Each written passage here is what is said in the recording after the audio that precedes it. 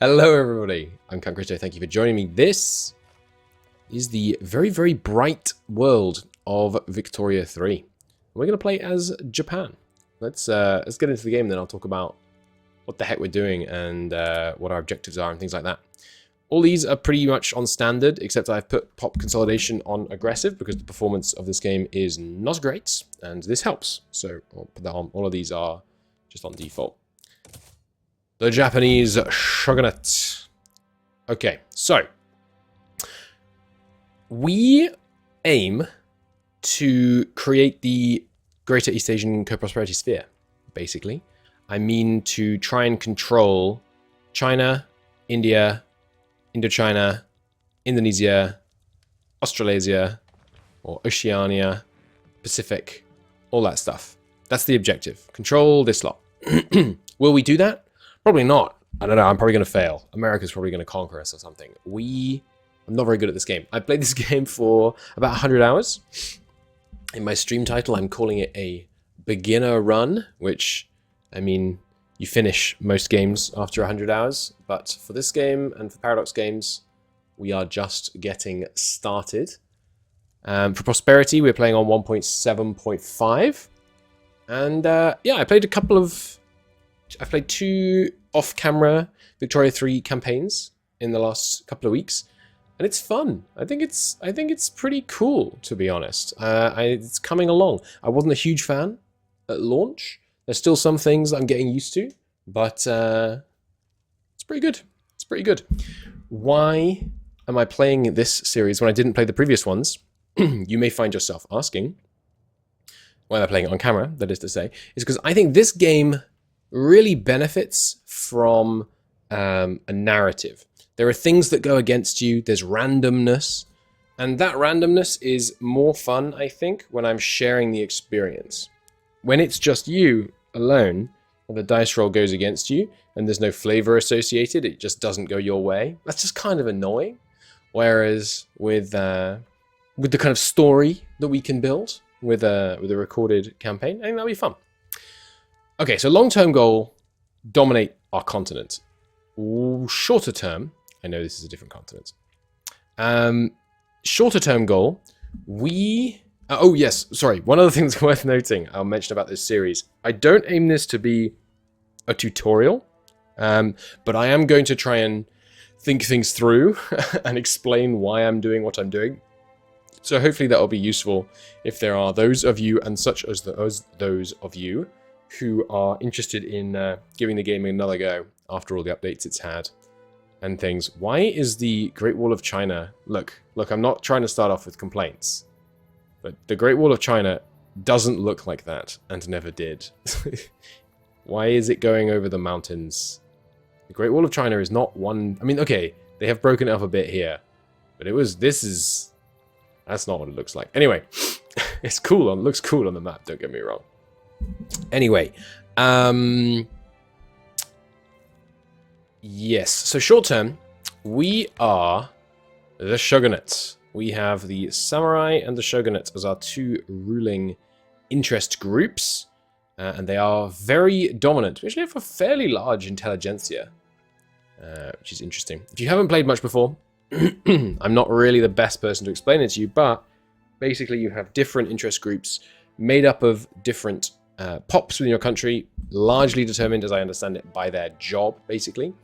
And they have different interests. So, for example, the shogunate here has various views on various laws, and the laws define the kind of state of our country.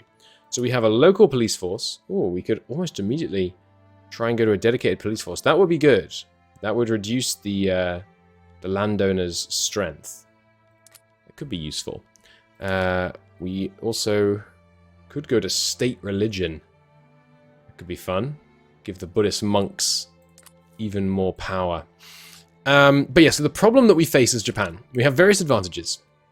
One is that we have a lot of really good resources in our states. Like, look at this. We've got coal, sulfur, lead here. We got tons of lead and logging and iron and logging and more logging and lead, iron logging, lead, iron.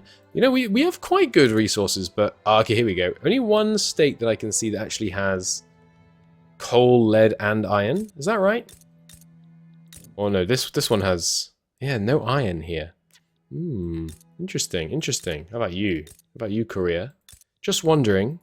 Just wondering. Yeah, you do indeed have a province that I would rather like. So we have lots of good resources. We also have a pretty large population. 31 million people. Currently there are 1.12 million gainfully employed, 6.6 million peasants. Peasants work in subsistence farms, which are rubbish. And you want to change them into good buildings. And so we have a huge opportunity to change loads and loads and loads of peasants into, you know, the gainfully employed and explode our economy. We have a pretty big economy, 9th largest in the world by GDP at the start of the game. So that's cool. We also are, you know, a long way away from the territorial squabbles of the big four in Europe. So we got some opportunity for some growth. But as I was saying, the challenge is we are on a traditionalism economy, an isolationist economy, serfdom, local police force, no schools, no healthcare system, no human rights to speak of. It's not quite true. Slavery is banned. Closed borders. You know, it's all not looking great in terms of liberalization. So what we want to do is try and move towards being a bit more liberalized. It will help us with our economic growth. Because, of course, the people who are in charge are happy with the current state of the government, not because it enriches the nation and her great people, but because it enriches them. So, we're going to need to change that. How do you change that? I don't know, but we'll figure it out. I know part of it, which is that basically, as I was saying, the interest group, they have clout. Clout represents their share, and it is a zero-sum game of... I believe. I'm pretty sure. It represents their political strength. And you can see here, their political strength is coming basically exclusively from wealth. You've got 2.6, and it's all coming from wealth. And what that means is, it's the wealth of the politically active population that support this. And we can see on these others, it's going to be, yeah, basically it's all from wealth at the moment. And I think that's because we're on autocracy. Whereas if we were on... for example, landed voting, I think you would get clout based on, yeah, political strength from votes of aristocrats, capitalists, clergymen, and officers. So when people with those jobs vote, they would get more political strength. Like the people that they back, rather, would get more political strength. I think that's how that works. And then if you go like all the way down to universal suffrage, yeah, a lot of political strength just per vote, basically. So for right now, it's about wealth. So if we understand, and if we look at this, so they are traditionalist, paternalistic, how do you say that? Stratocratic, as in stratified economy, okay. And patriarchal. All in all, not based. And if we look at the samurai, they are traditionalists, jingoists, loyalists, patriotic, and this is a unique one, I think, to them. They endorse monarchy, serfdom, autocracy. They like landed voting and autocracy. So all in all, these guys, you know, they like the landowning class. They like the monarch. They like a lack of liberalizing. Whereas on the other hand, if we look at the intelligentsia here, who are made up of clerks, aristocrats, bureaucrats, as opposed to peasants, servicemen, laborers, or aristocrats, clergymen. The main difference here, obviously, you can see all these bureaucrats in here. They are liberal, anti-clerical, anti-slavery, and constitutionalist. So we can use this liberal ideology, basically, if we can empower the intelligentsia enough. We can use this to do things like guarantee people's liberties, grant rights of assembly, give women the right to property, all that kind of stuff. So we can empower the intelligentsia by basically increasing the number of clerks and bureaucrats there are. Because you can see that, does that mean 42% of clerks are in the intelligentsia, or 42% of the intelligentsia are made up of clerks? Okay, the second one. So you can see here, clerks. Clerks, the shoe shop has an A in his clerks. So I guess this is clerks.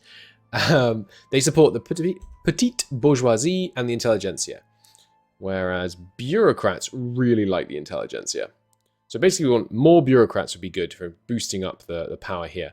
But also more wealth held by people like bureaucrats and clerks and things would help. The petite bourgeoisie rather, are jingoist, reactionary, meritocratic. Okay, meritocratic could be useful. And patriotic. Okay, yeah, not so great, but yeah, lots of clerks.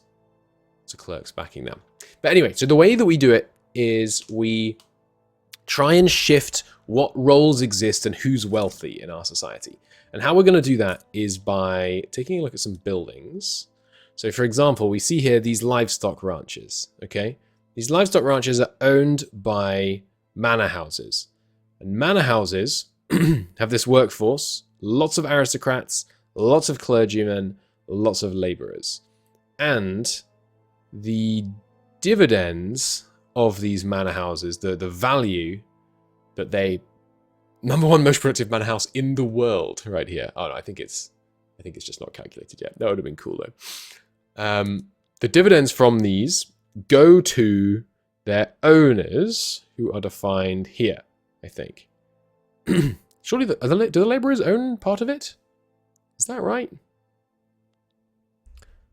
I don't think that doesn't seem right. Maybe it is though. There's also clergy oversight. You can switch that to bureaucratic, which would be very useful, but that's only if we had state atheism. Where do you see... These are the workforce. But where are the owners? Maybe owners just show up as...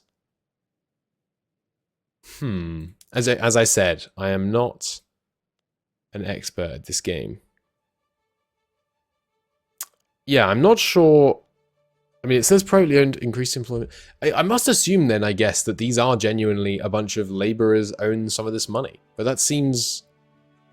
The manor house is more owned by laborers than aristocrats? It seems unlikely. Yeah, I'm not sure what's going on there. Anyway, as I say, I am not qualified to deliver a tutorial. But anyway, so the point is, this thing is privately owned, giving aristocrats and laborers money. But there are other buildings. So, for example, I think tobacco plantations can be owned. These are also owned by manor houses. So is there anything not owned by manor houses? Yeah, so here we go.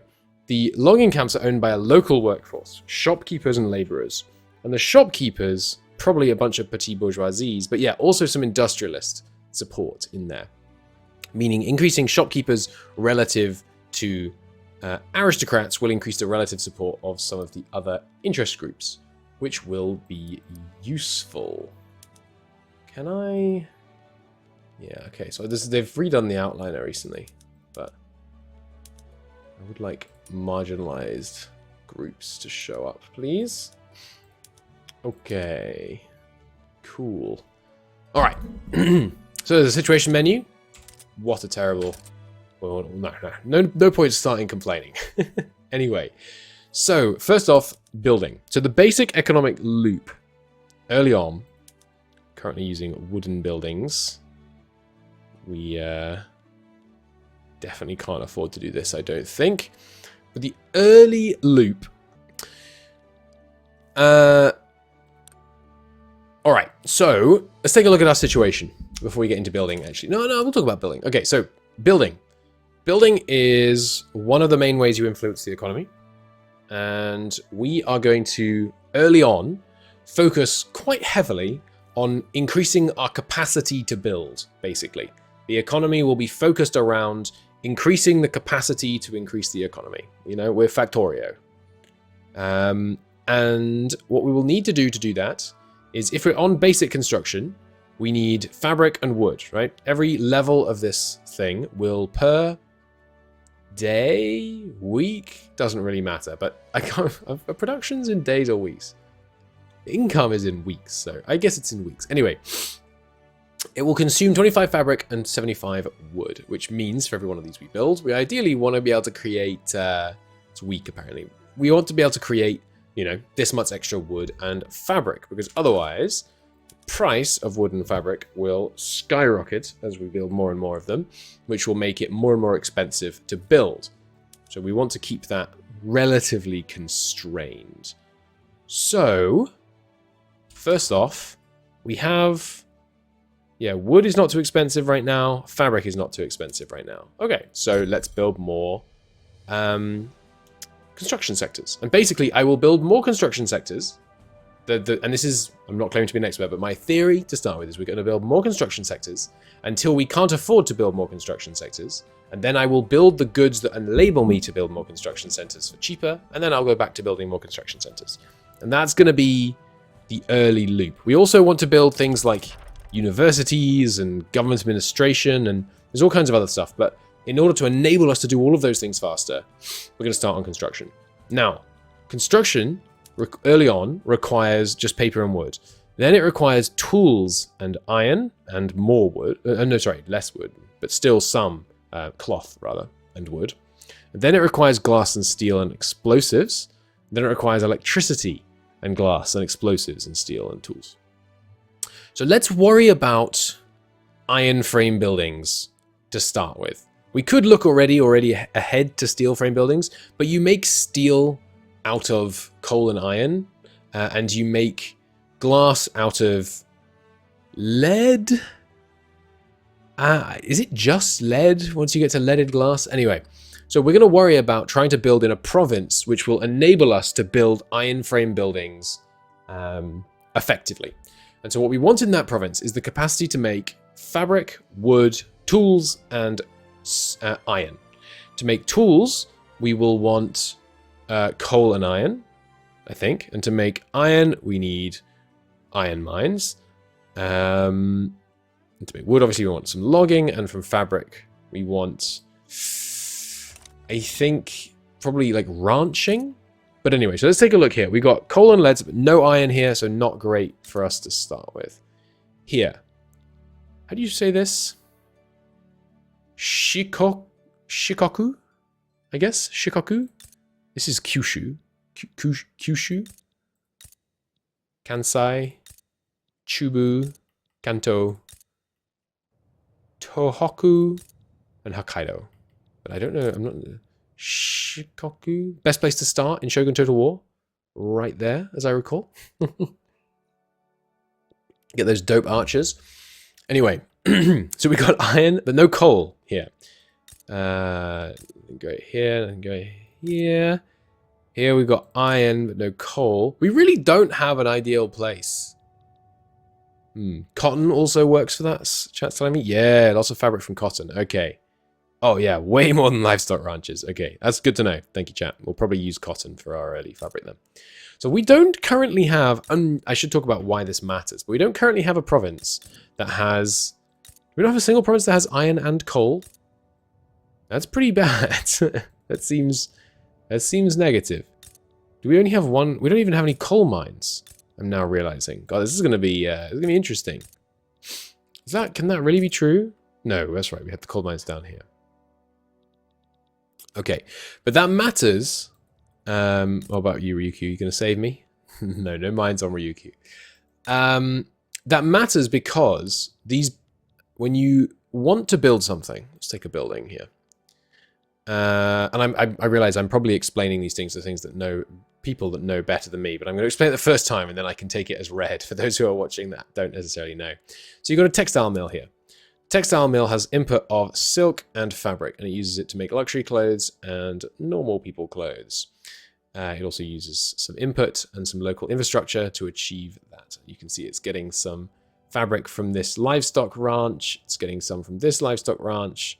It's getting some silk from these silk plantations, putting it all together, and then it's making these things. But you can see that this, if we go on to fabric, I think fabric would be a good example. You can see that fabric has a different price in different parts of our nation.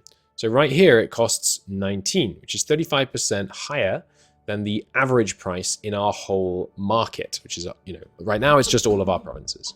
You can eventually get other people in your market. And if we look over to Korea, it's only worth 7 here, which means that if we were able to have this factory here instead, it would be massively more profitable. It would change the price here, but let's just assume it was here and the prices were the same. It would be massively more profitable. And that's partly because of MAPI, which I've heard called MAPI. Yeah, there is market access price impact. So right now, 60% of the price of fabric here is determined by what the price is in the market, and therefore 40% of it is determined by local conditions. Now, if this were 100%, you could just have fabric being made here and then used here, and that's totally fine.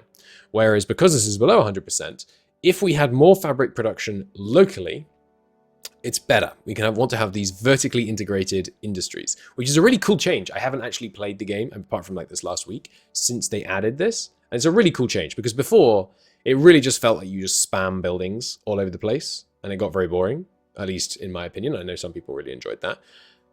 Whereas now you have to think about it and actually plan geographically centered industry, which is cool. I really like that.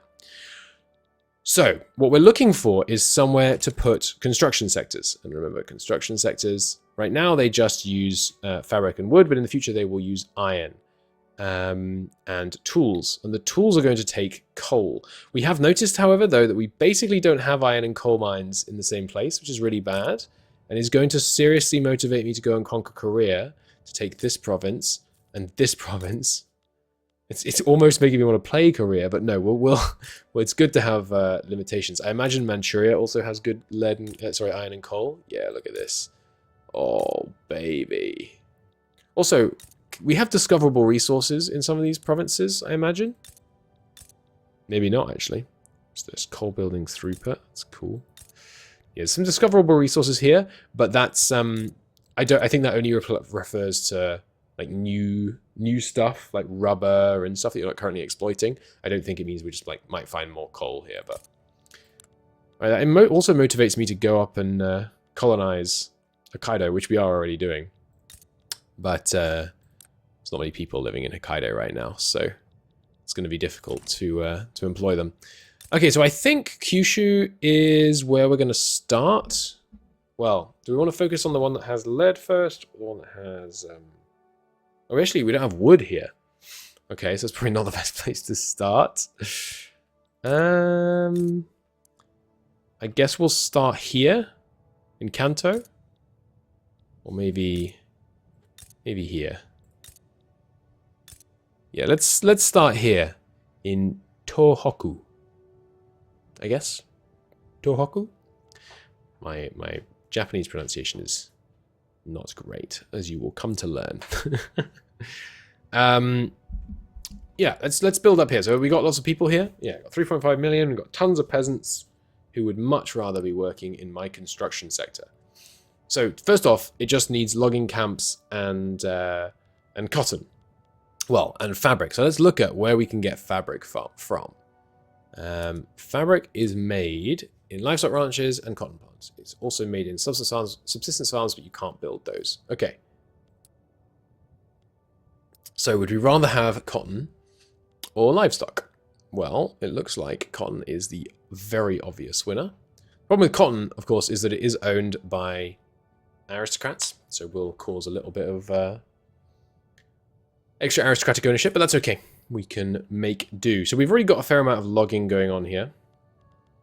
And right now, I think, can I see if I were to build one here, it would cost fabric, which is pretty cheap here, actually, right now. But we'll know that we'll want to put some more cotton here. All right, so here's where we'll put our construction sectors for now. And then in the future, we'll put our iron mines here. It's unfortunate that when we get to this level and we want to make the tools, they are going to... we're going to have trouble. We're going to need to bring the coal in, which will make the tool industries here less effective, but we make do. Okay, so up here, give me 2 of those. And you can see it would cost much less to build it here than here. I don't know how well this takes into account the change in price after it's built. I suspect not well, because that's a very complicated piece of mathematics. But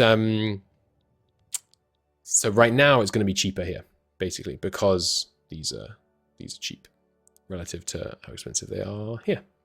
I think that's why. Anyway, all right, so we've got 2 of those building. It'll take 8 weeks to get the first one done. Cool. Now, tech. We are a little bit backwards compared to some European nations. Cotton plants throughput. Okay, cool. That'll factor in. Let's talk briefly about ahead of time bonuses. Penalties. I only very recently came to understand this myself. You see how there are tiers? 1, 2, 3, 4, 5, or perhaps 0, 1, 2, 3, 4, depending on what language you program in. If you don't have everything in the previous tier researching things in here will be more expensive, linearly proportional, I think, to the number that you don't have researched in the previous tier. So we want to generally try and research, most things in the previous tier before we move on. So what do we want to research first? Intensive agriculture. This could be good. No, sorry, right. We want stock exchange. So stock exchange gives plus 10% MAPI, which means we'll go from 60 to 70, which means we will eliminate 25% of the price difference between our states, all else being equal. That is my understanding anyway. Also unlocks protectionism and all kinds of other things that we definitely aren't going to be able to persuade our shogun to pass. Okay, so that fixes our research for now. So the shogun, what is he like? He is arrogant, which means he's not very popular.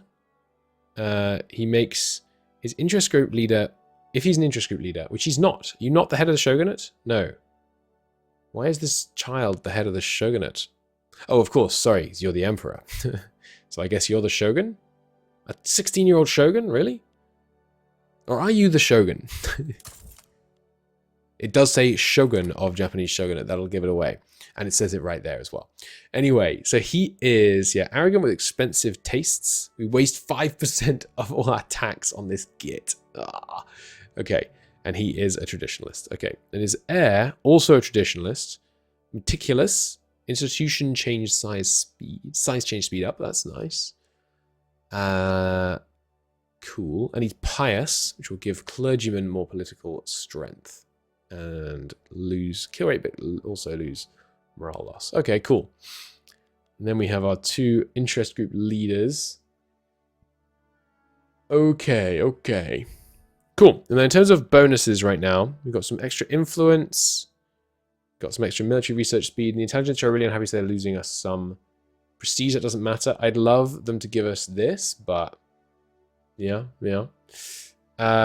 No other bonuses currently active. These activate depending on how happy they are, and they are happy relative to how your laws align with their interests. And their interests can change through a variety of factors, which I do not fully understand. Some bits I understand, but others I don't. So let's check the journal. So here we go. The terracotta system? Terracotta system? What does this mean? So there's no flavor text around this. National agenda. If our investment level for education is greater than or equal to 3, we get 15% technology research spread for 25% education access. Cool. And while it's active, we get less research speed, but also more education access. Chat has quite rightly pointed out. You need to click on it to get the flavor text.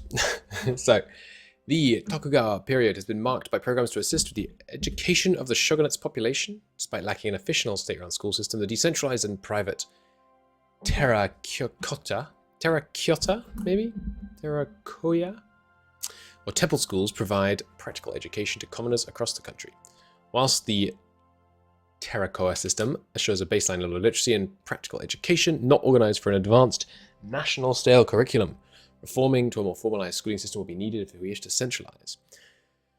So, while it's active, we get slower research speed, but much more education access, which kind of, to some extent, cancels out. Because, we're getting all this technology spread. The way that you get tech points is innovation is spent to research things, and you get 50 base, and then you can get more depending on how literate your people are, by building universities. But you also get spread, which is based on literacy. So can we get spread? Technology you have not acquired from each category. Spread from you from countries that have acquired them. The progress of spreading technology is randomized each week on a base value depending on your literacy. If no country has invented a certain technology, it can't spread to you. More likely to acquire earlier EO technologies from a technology spread than later ones. Are we able to get that even though we have isolationism? Yes, but just minus 15% tech spread. I imagine some of these other ones might also lower tech spread. Like lacking schools, but yeah, you need innovation cap increases if your literacy is higher. You need universities to actually get them more innovation. Is that not what I said? That was what I meant to say. So right now our cap is 104, we're only getting 50. But if we built a bunch of universities, we get much closer to 104. Universities, however, are expensive, as I recall. Yeah, so they're 400 to build. And they would cost about $500 a week in wages. And 5 paper. Which would further cost, you know, whatever. Another 180 or something. Probably a bit more. Cool. Cool. Okay. So that's tech and policies and journal. We should check potential journal entries as well. So these are like missions, kind of. They fill the same, not the same, but a similar design space. So these are, yeah, they're like missions, but they have kind of conditions to like start and then potential conditions to complete. So the honorable restoration is the return of the emperor. Historically, was the Menji restoration? Menji? Not certain. Is that, was that the restoration of the emperor and the bringing in of the new tech? It was, right? It was the emperor favoring the reformers, I think. Meiji. Yeah. Is that how you say it? I know how to spell it, but... Anyway, so that's this, basically. We get rid of the... if the shogunate are not part of the government, and the legitimacy is greater than 50, or the shogunate are marginalized, or we're in a revolution, the honorable restoration will trigger. Which we can't see what it does. You can't click on these, so it's not a perfect user experience, but oh well. Poverty crisis. If our national, oh god, this isn't good. If our standard of living goes below 7, and the petty bourgeoisie or the industrialists are powerful, we're going to get a poverty crisis. Well, that's good because the industrialists and petty bourgeoisie are not going to be powerful anytime soon. And then the rest of these are kind of generic. Getting rid of serfdom and not having land-based taxation. It's from farms to factories. Cool. And there's just, yeah, urbanizing, path to liberalism. Corn laws is an interesting one. If we get our grain to be 25% more expensive than the base price, this will basically make the shogunate, the leader of the shogunate, more liberal, as I understand it. I've only done it once. It seems to be like the meta thing to always do. I'm not going to immediately focus on it because it seems a bit cheesy. Because you can make grain... I guess actually, to be fair, making grain more expensive is going to be quite difficult because we can't trade. Because we are, you know, Sengoku. Sengoku? What's it called? Was it in here? I swear I just saw the name of the era. What's it called? Closed nation. Translates to closed nation, I think. Anyway, there's also earning recognition. So we'll activate if... Oh, it's going to activate immediately. This is ready. Cool. Sengoku is the Warring States era. That's true. What am I thinking of? Hang on, let me look it up. Japan closed state. Sakoku. Sakoku? Is that how you say that? Yeah. Anyway, so we're isolations. We can't trade with anyone at all right now. Yeah, earning recognition because we are an unrecognized country, which basically means the great powers of the world do not respect us. We're going to make them. That's the plan. And before you've made them, your interest rate is really high. It's hard to trade, all that kind of thing. Anything else in the journal we want to look at? Not really. Establish university. Build a university and that will trigger. Cool. Then these We're not interested in going on expeditions. All right. Right, last thing. So buildings have... Look at the size of these manor houses. My god, there's 732 of them. Buildings have these, which are production methods. I don't think I mentioned those yet. Most of you probably know what they are, but basically, you can change what the building does. It changes both the inputs and the outputs and the employment. And this has a huge impact on the economy in some cases. So logging camps, for example, we could make them prioritize making hardwood, which would mean that they, make this, in this case, they make, there must be a way to say, yeah, here we go. This is what I want to see. So if we do this, no, sorry, wrong one. If we do this, there's really no way of seeing like what the actual numbers are for this. There must be. There must be a way to say how much wood and hardwood it would generate if you did this, rather than just showing change. Anyway, so this would make some more hardwood, but 25 less wood. And obviously, if we take a look, this will probably lose us money. It does the calculation, but you can also look here. So, we're making a bunch less money on selling the wood, which would also increase in price. And we're making not enough to make up for it in terms of selling the hardwood. So we're not going to do that. We have one that is currently doing it. We could switch that off. I don't think what are we using hardwood for at the moment in our economy? It's being used for furniture, arms. I mean, we are using some of it. So I will leave one logging camp doing that. In the fishing wharves, we can use clippers to produce more fish. But we don't want to do that because we can't afford the clippers right now. We'll build up to that in the future. And what else? So ports. We could put in more clippers again to get more convoys and infrastructure. Not useful for us right now. We'll probably need that for infrastructure because infrastructure is one of the limiting factors of how much you can build in a state. It's not a hard limiting factor. And early on, basically the only way you can increase it with buildings is with ports. So we will need to build some ports. Urban centers. We could burn coal to give streetlights, but I don't think we want to do that. No more training modifiers. The rice farms. So this is one we could... Okay, so here's how we could increase the price of grain. Maybe I will do the corn laws thing just right away. Is that too cheesy? If we go to fig orchards here, yeah, go on. Let's just try and do the corn laws thing straight away. If I was doing it, if I played the game 100 times, I don't think I'd want to do it every time because it's apparently, it's just meta and kind of easy. But let's do it. Let's artificially inflate the price of grain by switching our rice farms over to making more vegetables and sugar. Have we got any other? Are those all my farms? I guess it's going to be difficult to do because these things are all these rice paddies are making it. Nothing else is making grain, right? Let me look here. How do I guess I can just go here and then grain. Grain is being produced by... Oh, we do have a wheat farm as well. Where are my wheat farms? Have I not got any wheat farms? Did I misread that screen? Ah, yes, we have no wheat farms. We have rice farms.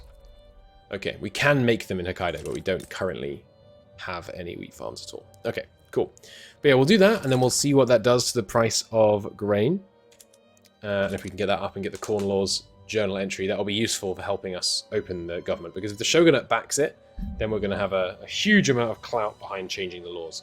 The way that changing the laws works is that you have a percentage chance to make progress, and once we're passing a law, it'll be more clear what that means. But we'll have a percentage chance to make progress based on the percentage of clout in the country that supports it and is in government. So right now we have the shogunate, which is made up of the the landowners and the samurai. And they have a legitimacy of 76, which is based on the fact that they have, you know, a lot of clout, and also that the head of government is the head of state interests group. So he's interested, belongs to the shogunate interest group. So them being in government gives extra legitimacy. And then it's lowered though because they're a bit ideologically incompatible. And the game recommends some others that we could use, and in fact we are going to use the shogunate. We're going to generate some radicals right now by doing this. I could put the Buddhists in as well, but no, I think we're going to switch to just having the shogunate in charge, because that will radically increase our legitimacy, which will mean that we get far more loyalists from standards of living increases, and also we get some loyalists just per month. So let's do that. Loyalists and radicals are a useful thing to understand, which I don't fully, but we'll work together. Radicals are mad, loyalists are happy. Happy people belonging to interest groups makes the interest groups happy. Radical people belonging to interest groups makes the interest groups unhappy. Radicals can also cause like local rebellions, and they reduce. They create like turmoil in provinces because they're really, really mad. That's that basically. Okay. Time to unpause. Only 41 minutes in, I think. Don't know if there's anything else I want to do. Oh yes, let's look at the army. So there's army compositions now. We have irregular infantry, which is the only one we have invented. Cannon artillery and hussars. Cool. I will leave that as is for now. Okay, so we're a closed state. You know, Sakoku is in effect, but we can still do diplomacy. And we have some influence. And some authority, so we should spend them. Hey, Korea, love me. Should I be trying to make Korea love me, or should I be trying to go to war with them? I'm not sure. Let's declare some interests. You can only be involved, basically, in diplomatic stuff that takes place in areas where you have declared, yeah, that's this area, I'm interested in that area. Let's declare an interest in... We haven't got a navy, by the way, but let's declare an interest in Manchuria and... I guess Indonesia? Oh yeah, interests let you trade as well. Oh well, it doesn't matter because we can't trade. Let's declare an interest in Indonesia. You can have more interests when you are recognized through technology. Isolationism is lowering it. I think the size of your navy increases it as well. Not sure. Various things can increase that. Okay, so authority. There's basically three things we can spend authority on. Number one, we can spend it on changing how powerful interest groups are. So you can bolster and suppress interest groups with authority, which we probably, I mean, maybe I should be bolstering the intelligentsia. I probably should, right?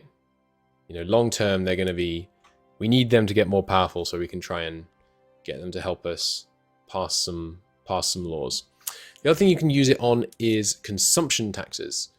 And the third thing is decrees. Decrees are like state level bonuses. I think right away, since we're doing this building up here in the north, let's put road maintenance here, which increases construction efficiency, so we build stuff faster, and also we get more infrastructure. And also maybe we could just spend a bunch of authority on like education access, just really try and crank literacy. I don't know. Many of these seem kind of good. Maybe promote national values in Hokkaido. So what does the population look like there? Yeah, it's like half Ainu, but there's barely anyone here. So also, you can't assimilate if you're discriminated against. So we're not going to be able to assimilate these guys, I don't think. Yeah,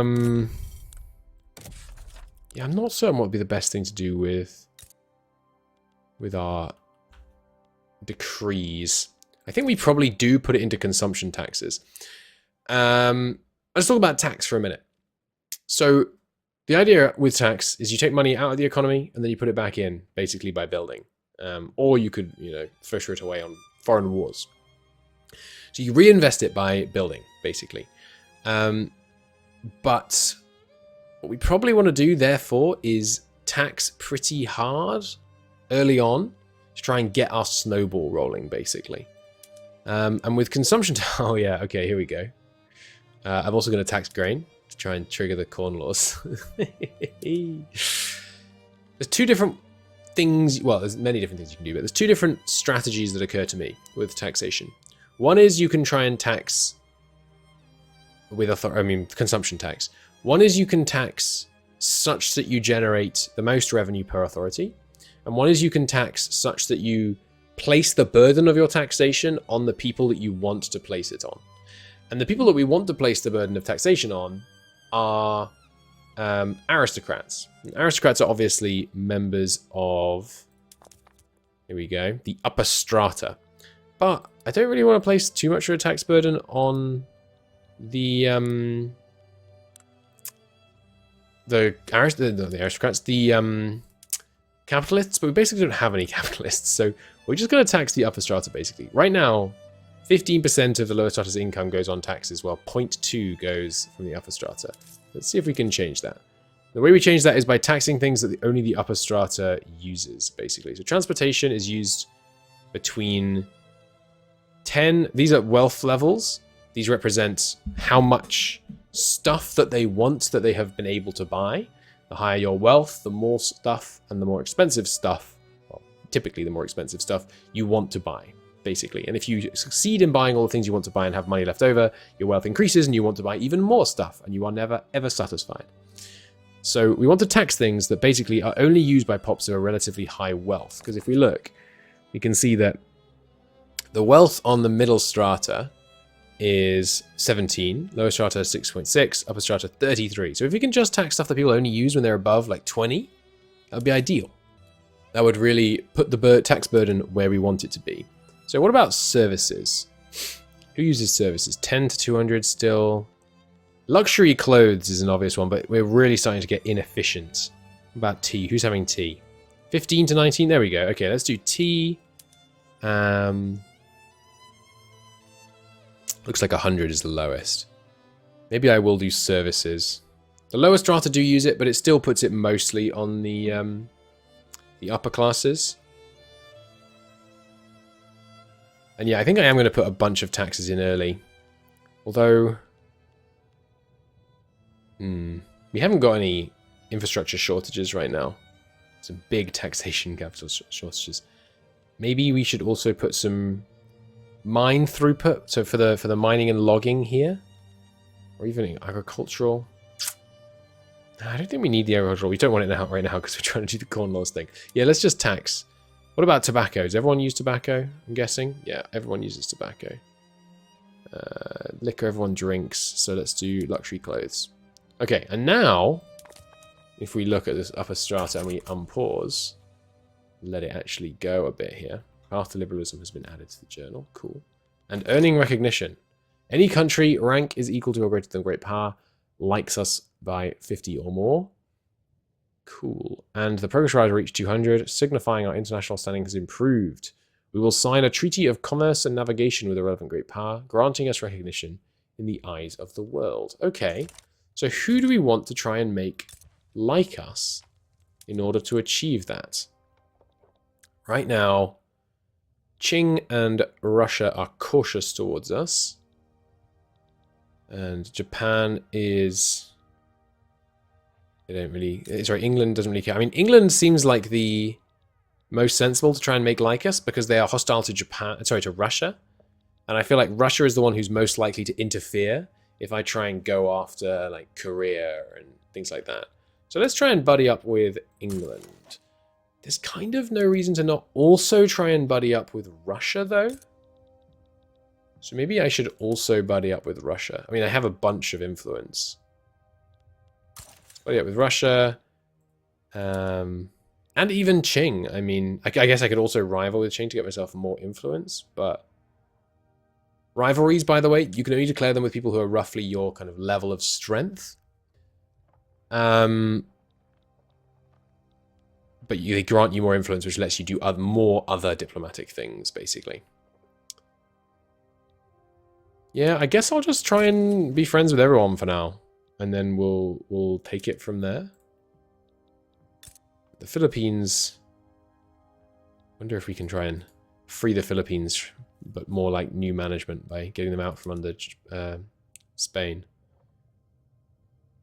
Right, and of course I can only increase with places that I have adjacency. Well, I don't think we need to improve with anyone else. Anyway, so yes, we're going to make some of them like us. I don't know how we get progress towards this. I imagine it will tell us. For too long, we have been denied proper diplomatic recognition by the so-called civilized nations of the world. How do we increase the progress bar? Progress. Can I hover here? Maybe it just continues constantly when you have good relations with someone? Maybe you have to like win wars against them. Because historically, Japan kind of really entered the world stage by winning a big naval battle against Russia and a war. So I wonder if we have to do something like that. Okay, unpause. Have I missed anything critical? Okay, we're getting a bunch of stuff spreading to us. That's good. New journal entry, the whaling industry. Any Japanese building which has whaling stations with cash reserves greater than 25%, and it's profitable, and it's got 75% of the max possible people employed, and a level of 3, and any Japanese character is an admiral, you get a dangerous business, the event. But it won't tell me what that does, so I feel very unmotivated to do it. Russia supporting the Grand Duchy of Finland's legitimacy. Ooh, and our legitimacy is all the way up to 100 now. Nice. Now, I don't know if you just in general want to have bigger tents. Like, would it be strictly better to have the monks in here as well? I don't think so. Like, they're not any more happy just because they're in government. Maybe I think they are under certain circumstances, but... By the way, can I colonize Sakhalin? No valid targets for colonization in this state. Really? Why not? You're a decentralized power. Anyway, we're making good headway up here. And our buildings are coming along. Yes, people in Hokkaido are not loving life. What could we do to help with that? Basically, create... Well, so how you actually increase it? Ah, okay. Right, I'm being told that because we have frontier colonization, which I guess is a law? Yes, frontier colonization. Which means colonization is limited to states connected to the country borders by land. I wonder if this counts. Hopefully it does. What was I saying? I've forgotten. I've completely forgotten. Oh, was it laws? Never mind. Oh yes, how we raise standard of living. So standard of living is very closely related to wealth. It's basically your wealth number modified by some other things. Sometimes modified by other things. Sometimes it's just your wealth number, I think. So your standard of living is, well, yeah, as we said, it's like your wealth. So it's how well you're able to afford the things you need. So how can we improve the standard of living in Hokkaido? Because right now, 66.5% of people, sorry, 65.6% of people here are living below the minimum expected level. Basically, they want to be wealthier. They feel like they deserve it. So we could build things here which provide employment. There's basically no one unemployed here, though. So it's because rice farms are not making enough money, because sugar is not profitable. It's part of the reason. Also, they've got no tools, but they wouldn't like it if we gave them tools. So yes, it's basically because these rice farms are the only real job I can influence here. It's also because there's a bunch of people living on subsistence pastures, it looks like. Although actually, no, hang on. There's literally no one working here, I think. That's how few people there are in Hokkaido. There's also a barracks, so I guess if I paid my soldiers better, these guys would be in a better spot. I don't think there's much I can do about that. I'm already trying to drive up the price of grain. How are we doing on grain, by the way? It's plus 19.2 price right now. Yes, everyone in this place is currently living in a manor house.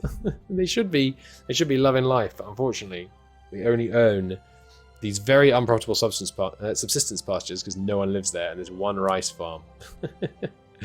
I could always expand it, but there aren't enough people living here to work it anyway, so there's no real reason to.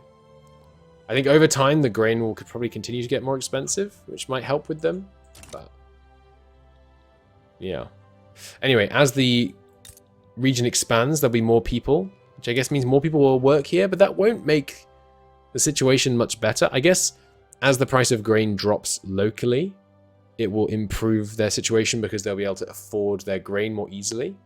If we look at the people living here, the farmers and laborers, who are really, I mean, they're not loving it. They are impoverished. Wait a minute, what? The farmers are impoverished. They're at level 10. That's massively above the average.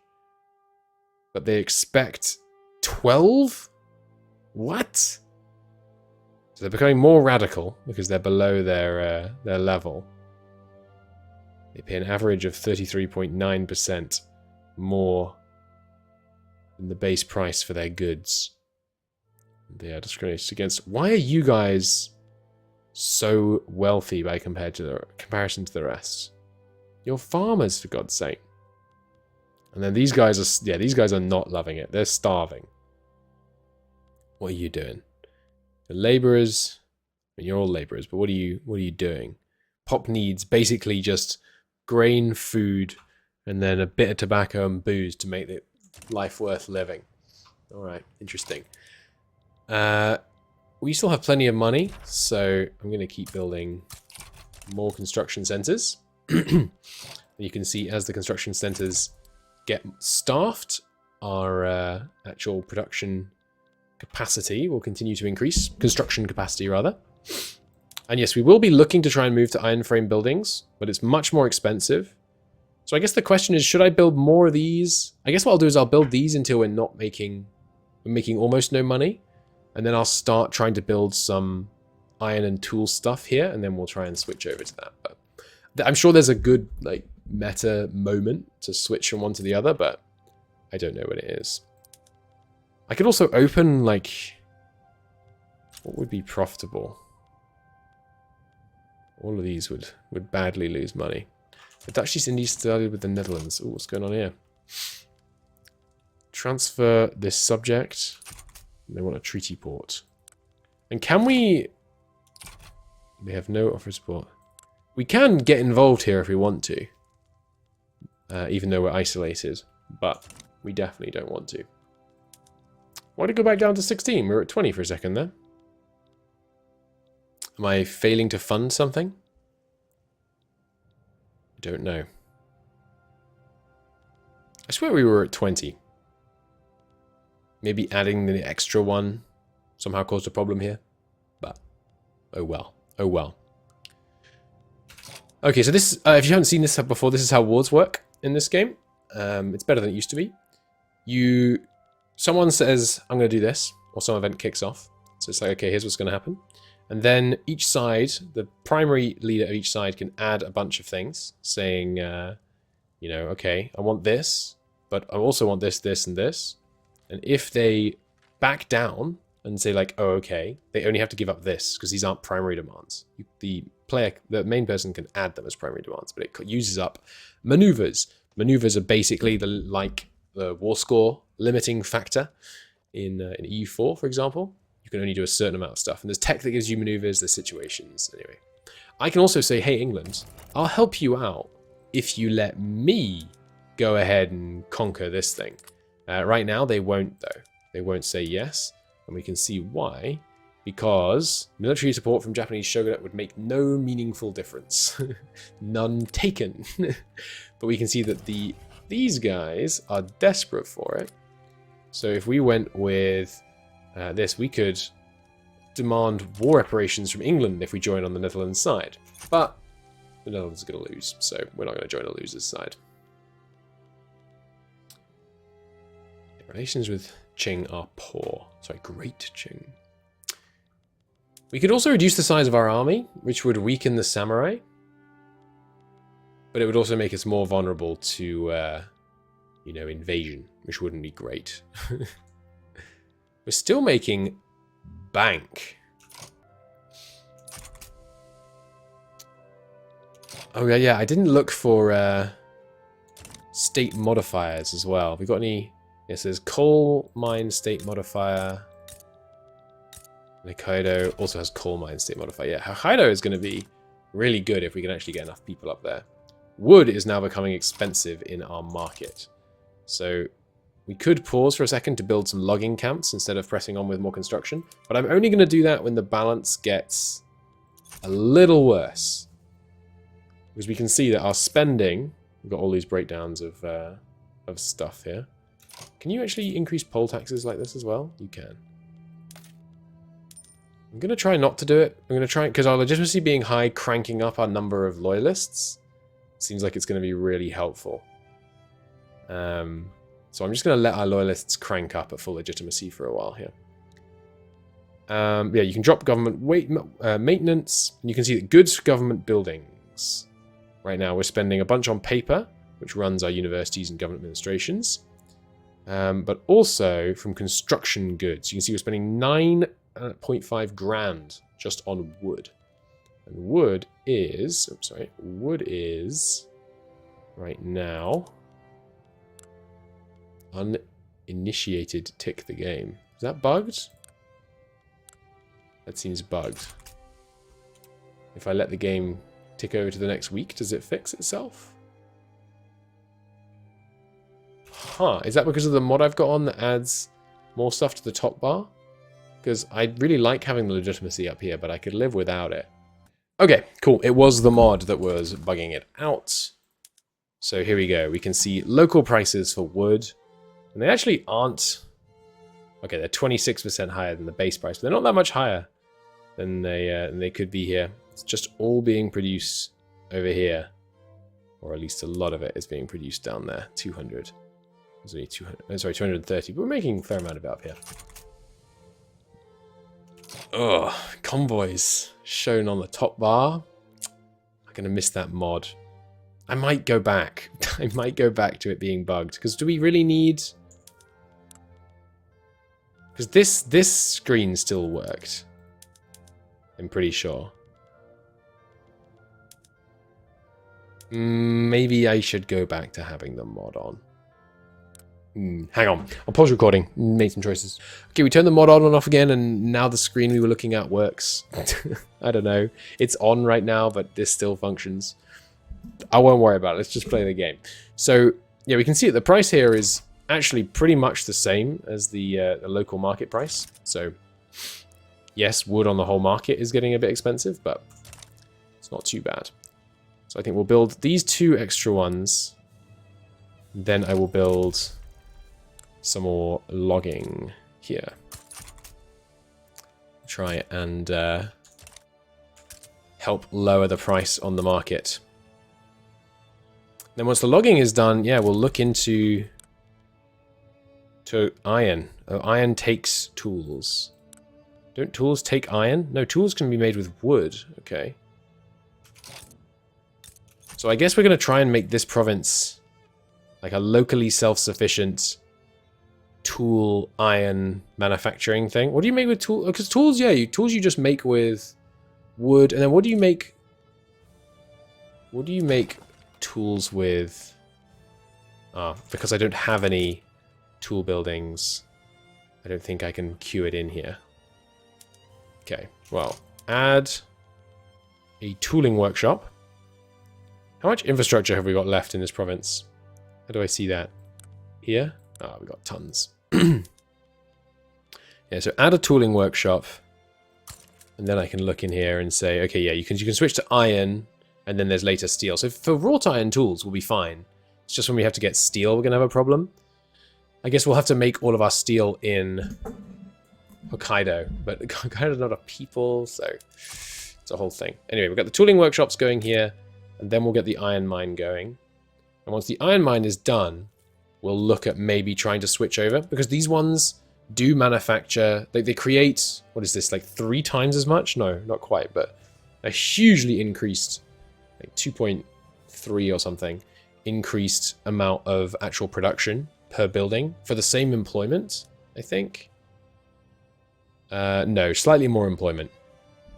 No, it is the same employment. Yeah, but mechanists rather than laborers. Netherlands backed down. Yes, so they didn't want to give up all of those secondary war goals, so they chose to back down, knowing that they would probably lose. A movement to enact professional army. Genataro Kawamura. Hello there, buddy. So these are agitators. He wants to have colonial expansion, and he wants to enact a professional army. So I can grant him leadership, I think. No, if the intelligentsia were part of the government, I could put him in charge, which will change their main ideologies to be more in line with his, I think. Anyway, right now we're okay. But yes, our standard of living is dropping slightly, probably because I'm increasing the price of goods, of wood, for example, that people need, because people are probably using wood as fuel needs, I imagine. Pop needs 42, yeah. Yeah, lots of people needing it. Oh yeah, and the price of wood is really increasing. Infertile grounds in Kansai. Finding both the Japanese public. Oh, he's not happy. He's just going to leave immediately. I could make him more popular by giving him some money. I could exile him. No, sure. Go away. We don't want a professional army that makes the samurai even more powerful. Fine with you just leaving. Yeah, wood is now really expensive. Let's make another 2 wood. And we can look at, if we want, we can get really into it. And this is part of why I wanted to play Japan, because they're a little bit smaller. I played Russia last, which is obviously vast, but they're a little bit smaller and you can get into the weeds with these things. So right now we're consuming 413 wood while only producing 209. So we want to produce dramatically more wood. So yeah, let's go all the way up to the full 15 that we can actually fit here. And just focus on those for a minute here. Crank out that wood. Also, we need a bit... I'd like a little bit more construction here. Because we're still making money. And I don't want to be making money. There's no point running a surplus. Often. There is sometimes, but... Often there is no point running a surplus, because it's just money you could have reinvested into the economy, resulting in faster growth. So we are going to do that. And yeah, the fall in standard of living is going to be because the grain is expensive, I suspect. How can I make the grain even more expensive? Deficit spending, baby. Exactly. I don't think there is a way I could make the grain more expensive. I could make the... I could actually shrink the rice farms. No, I couldn't. Not on my level of tech.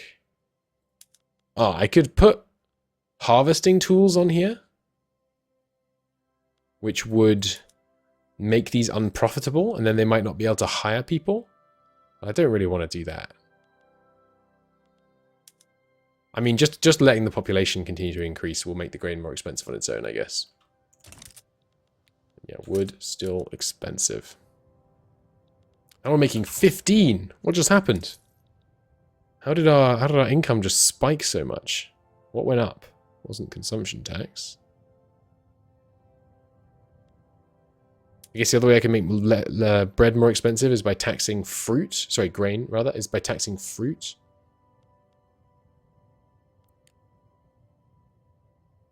Or, yeah, why did my income just shoot up? What happened? Ah, construction goods cost dropped. That'll be the wood cost dropping, I guess. Oh, it's straight back up again. Okay. I think when you create a new building, sometimes it gets a bit confused. Let's make another construction center.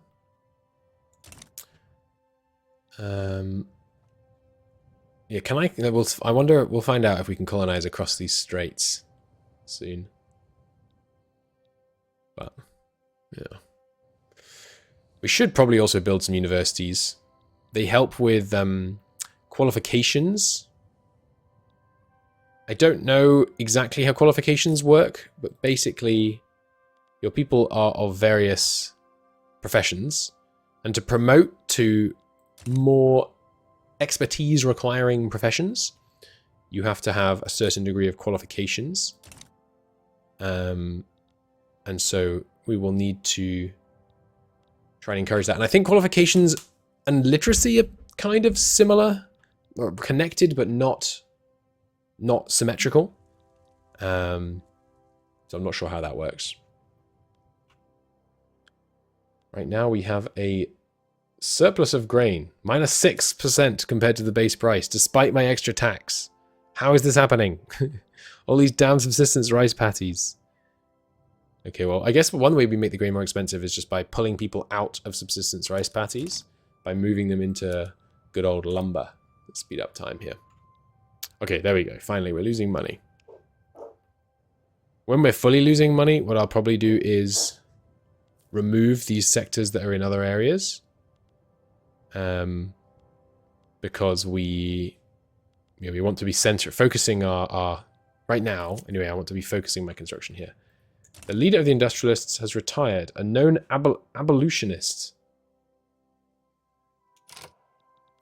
Abolitionist? I thought it was pronounced abolitionist. I guess that is abolition. That does say abolitionist. Do we have slavery? No, slavery is banned. A devout scandal. Interest leader of the Buddhist monks has been known to be having a secret affair. He gets caught in a scandal or ignore it. I don't particularly care about the Buddhist monks, so sure, they can become a bit less popular. Yeah, wood up to 28.5. You can see when we I think this is when we built new wood plants, or maybe it's when you built a new construction thing. It's like takes a while to readjust. Yeah, people in Hokkaido are really not loving life. The rice farm is almost fully employed now, though. That's good. I guess I could put some logging up here as well. Give them some more jobs. Shopkeeper jobs are probably higher paid, but there's no one available to work here, right? Like they're all employed. I mean, okay, it's 9,000, I suppose. Yeah, all right. We'll put a logging camp up in Hokkaido. Try and just get the. Or actually, no. Put a coal mine. An iron mine up in Hokkaido, because I think that'll be more profitable once we. Oh, but I want to let this finish first. We already made some headway. That'll be more profitable once we start using iron here. Yes, it's not vertically integrated, but we are going to want to do iron here in the future. So trying to start having relatively profitable businesses here early to help raise the standard of living and hence the population growth and migration. Although I think we have closed borders, which means all pops disallowed from migrating internally. That's not ideal. Oh, we're back up to profitability here. And it's not from construction goods cost dropping. What gave us this extra money? Where'd it come from? I don't know. I'm confused. Like, why is this changing so radically when none of these graphs are changing so radically? I guess. Oh, here we go. Government dividends. Oh, that dropped. And then I guess it is just the government goods when we build new construction centers. Confusing. Oh, did I read it wrong? It does say internationally. Sorry. Okay, good. So our people can move around internally. But no, they can't. Because serfdom disallows internal migration for peasants. That's what I was thinking of. Okay. So because we have serfdom, our peasants living down here can't move to stop being peasants and go and work in the rice farms up here. But if they stop being peasants because they're working in a logging camp here, they can then move up here. Are you struggling to hire? Yeah, because the wage isn't high enough. Your wage is not high enough to compete with tobacco plantations. Okay. Not shown here are serfs. But the serfs can stop being serfs to go and work in the logging camp. At least I'm pretty sure. I wonder how that works. Like, if we look at our farmers, we got a lot of farmers. Oh, there's a serfs separate in this list, or are they just under farmers? Farmers. These are all. None of these guys are working in proper buildings. So I guess we look here and we go, hey, subsistence rice patties, peasants. Peasants in the lowest strata. How do you promote? How do I encourage you to promote? Please, okay. Latest changes. 1 peasant became a shopkeeper, 14 became farmers in rice farms. The wages in the subsistence rice farms are based on the current economic situation. In order to attract more pops, the workforce's weekly balance should be improved, used by making the goods and consumed cheaper. Yeah. But how do you influence peasants to become not peasants faster? I guess by just providing lots of potential jobs they could move to? Would be my guess. Interesting. Making a little bit of money here. Here comes our iron mine in Hokkaido. Wood still very expensive. I'm going to bring that down. Cool. If we get census suffrage and our part of the government is liberal, radical, or market liberal, we get the path to liberalism event. Cool. So I see the wood. I'd kind of like... no, reset that. We can change the alerts now, which is good. Has no research alert. Yeah, all these are alerts. So what currently isn't an alert? State goods shortage. Give me an alert for that. Can take decisions. Expensive government goods. Yeah, give me an alert for that. That's just so I remember. And military goods as well. I like alerts. I don't like stuff in here. I'm tempted to make everything an alert.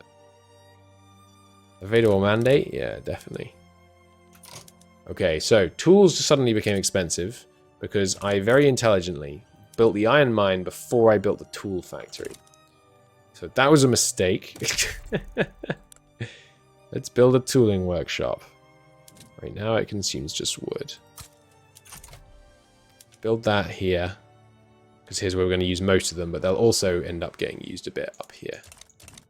Okay, yes, we have a tool input shortage. Oops, didn't mean to dismiss that. How do I bring it back so that I can enter the menu? Here we go. One of these should be paused, shouldn't it? Where's the current notification unread or total? Okay. How do I... I guess I'll just wait for something else to appear in the menu. Wood's expensive, and yes, tool shortage. My bad. We'll get the tool workshop going. I'm sorry. Meanwhile, we have a bunch of money. Where'd this money come from? I would love it if these all had little graphs. They added this great thing here where you can see the price graphs. I would love it, love to have that here as well. Like added in next to each of these things. That would be great. The other thing I could do, I guess, to try and help Hokkaido is an emergency relief thing, which gives welfare payments here. Though it gives plus 50% welfare payments. I don't know if that's a modifier or additive. It's probably additive, right? It wouldn't just be useless if you didn't have any. Oh, hey, look! A whaling station is being built in Kanto. It's going to take clippers, which are very expensive. I think that's our first private construction. Private construction is when non-state actors invest. You can see there's an investment pool down here, getting 2 grand from reinvestment. The manor houses and so on are going in. Yeah, shortage of 0 tools because there's a grand total of 49 people currently working in this iron mine, producing no iron with their piddling little tools. Well, with exactly no tools, but we'll get some more coming in. Do I need a second one? No, I think just one tool workshop. How much is one tool workshop going to produce realistically? I know I'm playing extremely slowly, by the way, but I'm enjoying it. It's going to make 30 if it full employs, which I think it hopefully will. The iron mine is going to need what? 5, which leaves us with 25 to play with to do some iron mining down here. Cool. And how much do these take if we give them tools? 10 each! Oh my god, okay. That is expensive. Should I be moving to iron frame buildings? Why would I? It's going to tank the wood price nationally. Why would I go iron frame buildings when the shortage is... Like, all it's doing is... It's producing more for the same number of workers. But I could just build more wooden buildings. Construction sectors. I guess this makes it much less time you have to spend actually building these things. Maybe this is a bad idea. Maybe I should just stick on wood frame. Just start doing wood frame down here as well as here. All right, there's the tooling workshop. Making wooden tools, huh? In 1838.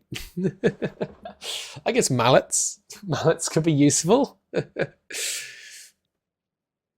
so now it should start to employ people, because it actually has a viable... Although it has no money and no cash reserve. So will this ever be able to hire anywhere? Because it can't offer a wage. Okay, it can. I don't know where the money came from to do that. I guess... Maybe it just gives you a freebie for your first couple of people. That is funny though. All right, let's expand somewhere else. Yeah, like here, Kanto, or maybe up in Hokkaido. No, Hokkaido doesn't have any people. Let's expand here in Kanto. Give me a logging camp and a construction center, or 2. Got a whole positive 800. We gotta keep it going. All right, keep the growth going. We're almost at full money. When you get to full money, I think you just waste it. Like, it just goes away. You still collect it, which means that people still lose it, which means your economy is still worse off. But nice, I can go straight up to Sakhalin. Let's do it. But yeah, we're going to grow in Kanto. I think, yeah, should I switch over to using tools? I'm going to try it, and then maybe we just stop immediately. Clippers are really expensive. Clippers would be useful to generate some food.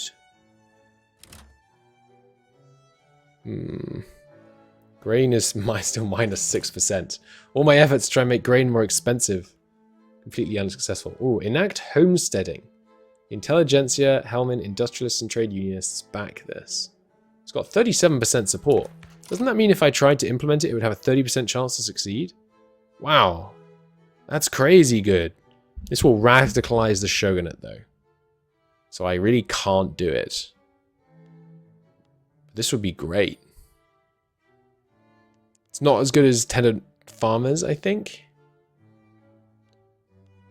It's better than shogunate, though. Allowing internal migration and unlocks new production methods. The petite bourgeoisie will attract middle strata plops employed in rural buildings. But yeah, these guys love it, but I can't afford to put the shogunate at minus 14. Do they support any other laws? Like, I could go state religion, which the shogunate likes, and then enact homesteading. That's a good idea, actually. This discriminates against people more, but gives us more authority.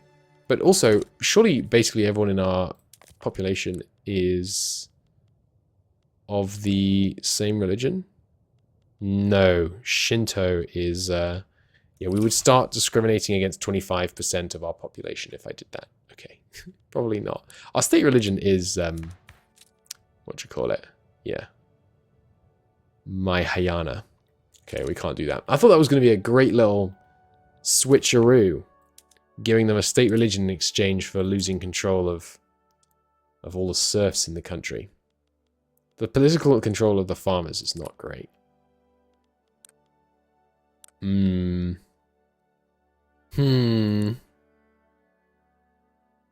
Well, how else could I make them happy? I really can't. They love everything. Capped from actual value of plus 15. Wait. that means I could do homesteading. From 6 to minus 14. But it wouldn't go from 6 to minus 14 because their opinion is not 6. It's plus 15. Okay, I'm going to save for the first time. I'm not intending to save scum in this game, by the way. But if the tool, if I am allowed to test, shall we say, this shouldn't radicalize the shogunate. Because the shogunate's opinion... Total approval of plus 5. Capped from 15 due to all of these. Maybe active laws are different for changing laws. So even though they'd be happy for all of these things. Okay, I think that's the case. Let's do it and just to learn. I think I will do this and it will still say 5 capped from actual value of 15 due to these, but minus 20 and therefore minus 14. Yeah. I don't think we can do that. Yeah, well, okay, let's just test it so I'm right and then reload that save. But I want to be clear, it's not, it doesn't count as saves going. Yeah, okay, so they go down to minus 14 because you can only get plus 5 from active laws. Which means, again, if I just speed 5 here for a second, because they are now radicalized, they will start a movement to preserve serfdom. And because the radicalism on this is critical, it will become a revolution, and the whole nation will rise up to try and preserve serfdom. So we will not do that. That is not that is not how we roll. We're not going to immediately have a revolution. Well, this is a problem because that's pretty popular. What's going on here? The Netherlands is attacking Brunei. We could offer support to Brunei. We have quite a large army, but I think it would probably get wrecked by the by them. Why not instant imperial restoration? What if we have a revolution? That seems interesting. I'd rather do it peacefully though. I'd rather try and avoid a revolution. It's one of the triggers. Let's have a look here. What is it here? If you are in a revolution, the honorable restoration. Presumably this will trigger for you though, and then you you have to then actually win the war. So I don't feel like it would be helpful. God, our grain is so cheap. Tool shortage? What? Because of Mappy or something? Because the tooling workshop is not able to employ people. Because it's not profitable. I guess. Alright, so I need to use more of these tools. Oh, we're making 10 grand all of a sudden. Alright, give me some... Well, here, I know how you can use some tools. Let's try this. But we have a tool shortage, but that's because this is basically producing none, because tools cost 46, wood costs 26. You should be able to make a profit on this. I'm going to speed 5 seconds. Why is this not making a profit? It is making a profit. I guess it just wasn't making much of a profit because there's so few tool orders in the market. Because this is iron mine is the only thing currently requesting tools, and that iron mine is basically non-existent. Okay, that makes sense. Give me some more logging down here. Got millions of peasants available. And yes, wood is still expensive. I don't want to go at speed 5 because I want to enjoy the game. I'm going to take it slow. Yeah, whaling industry, I don't think we're going to do that. Tobacco plantations, good. Going to be useful. Oh, mining accident in Hokkaido, darn. 5% more radicals in there, but the industrialists get gaining support for 5 years. Or trade unions. Yeah, okay. Let's give the industrialists a boost. Yeah, short on tools again. So we're getting short on tools because there simply isn't enough demand. Because for all my attempts here... Ah, yeah, right. Because there's literally no demand for iron. There's 0 buy orders on the whole market. Okay, okay. But once this iron mine is built, there will be some buy orders. Or maybe I could switch over... Yeah, I built 1 construction sector here, didn't I? No, 2. Let's put these on iron frame buildings, which will cost a lot of money and suddenly cause all kinds of problems. But stay with me here. They should correct themselves out because now they need all that iron. This tooling workshop should be able to hire rapidly. Because now it's suddenly going to be making a mint. Look at this. 8 positive productivity, which is £8 profit per person per week, I think. Or maybe it's just £8 total. But yeah, they're hiring up. Which will mean... Oh, the tea plantations are struggling though. Why is that? Your wages aren't high enough? You're losing people? Stock exchange! Okay, stock exchange is useful. This 10% mappy is great, and it unlocks a whole bunch of other stuff. But yeah, that means that if we go here now... Oh, where does it show it? Where does it actually show mappy? I feel like it should show it on this screen. Or this screen? I don't know. Anyway. Okay, so next we shall research... The atmospheric engine lets you make your mines massively more productive in exchange for putting more tools in them. But I feel like we don't have a difficulty necessarily on mines. We also get to employ a lot more people in the mines. That is useful. Cotton gin is coming along on its own. As is currency standards. Cool. Any of these really important? 10% empiricism gives wealth for education access. That's pretty good. Keep increasing our literacy. Romanticism unlocks arts academies. Charity hospitals are quite important. Be good for pop growth.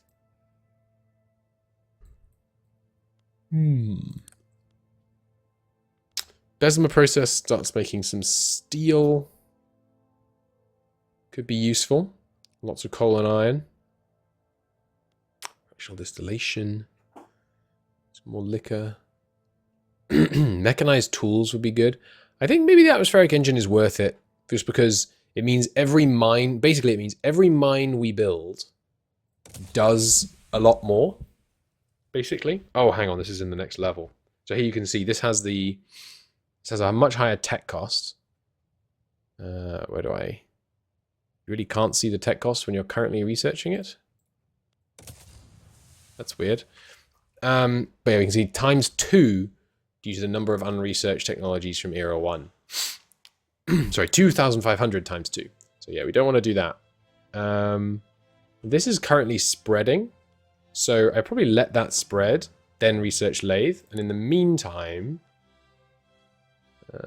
unlocking a militia. Line infantry are pretty strong. Maybe... Yeah, I don't want to research the things that are currently spreading naturally.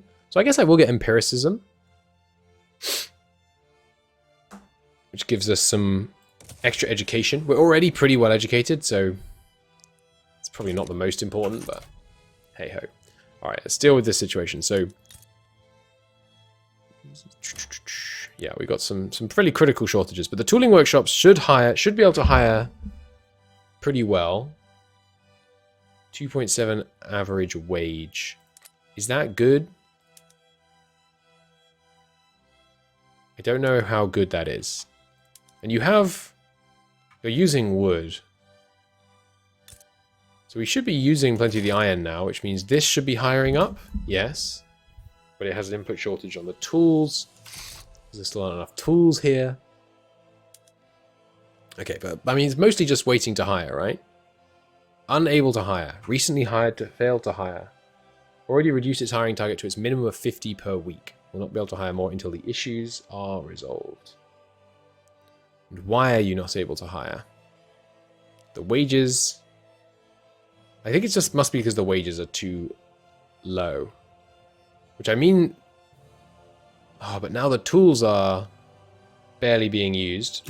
Oh, hang on, we just stopped constructing, that's why. Okay. On what they're building? A new vineyard. Cool. Well, we don't need the iron. Because the iron's barely worth anything. I guess I just build more wood still for a bit. Or I guess I could. Is another established colony available? Oh, that's the one we're already doing. Their interests already got them all declared. I could build that university. So yeah, let's look at qualifications. Maybe qualifications is the problem. Helps develop the qualifications necessary to change into another position over time. If their current attributes match those of the profession, or if they currently work in a related field, they develop qualifications for it sooner. Literacy, wealth, and discrimination are common deciding factors. Okay. Interesting. So, oh, we have a spare decree as well right now. So I could like encourage the, yeah, make more throughput on the manufacturing industry. I don't think I need to do any of those. I think I'll just do more tax. Porcelain. It's really, I mean, 500 is really a very small amount of money. But I have to imagine only the wealthy who need porcelain. Yeah. No, I don't. I mean, that's just not enough money to make it worthwhile. Could I bolster the industrialists for that much? No.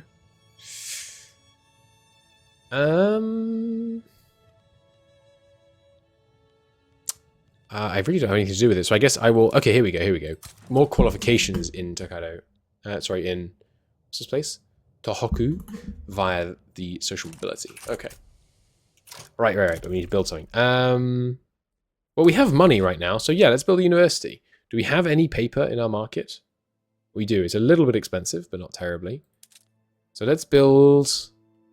Universities do benefit from throughput. I do want the qualifications bonus, but... I don't want to build tons here. Oh, there are no job seekers here. Really? Okay. X has qualifications to fill all vacancies. Potentially employable qualifications. Okay, so we're getting 190 a month. 47 a month. Okay. So I think they are growing here. They are promoting here. Interesting. All right, let's... Well, I don't want to build it here because there's, it won't be able to employ anyone. So I guess we'll build it down here. How much is this going to cost? Projected cost 0.15 per week. That's not very much. Sure, build me